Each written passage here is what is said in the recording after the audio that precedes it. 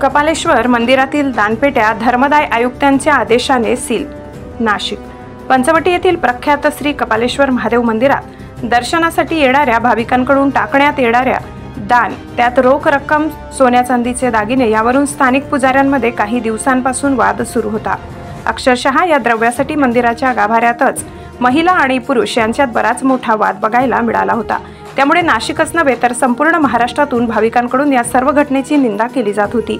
याच संदर्भात नाशिक शहरातील सामाजिक कार्यकर्ते देवेंद्र पाटील आणि राहुल बोरीचा यांनी धर्मदाय आयुक्तांकडे तक्रार केली होती। त्यांच्या तक्रारीवरून तसेच काही दिवसांपूर्वी कपालेश्वर मंदिरात गुरव परिवारात झालेल्या दानपेटीच्या वादामुळे काल धर्मदाय उपायुक्त यांनी केलेल्या आदेशाने धर्मदाय आयुक्त कार्यालयातील निरीक्षक यांनी पोलीस बंदोबस्त घेऊन कपालेश्वर मंदिर येथे असलेल्या 5ही दानपेटी सील केल्यात आणि त्याबाबतचा अहवाल हा धर्मदाय उपायुक्त यांना देण्यात आलाय।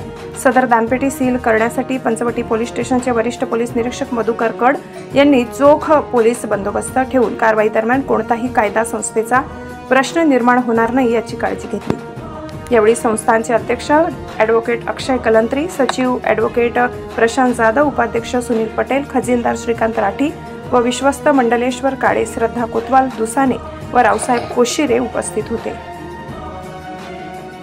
महाराष्ट्र माझा न्यूजसाठी मुख्य संपादक जनार्दन गायकवाड, नाशिक।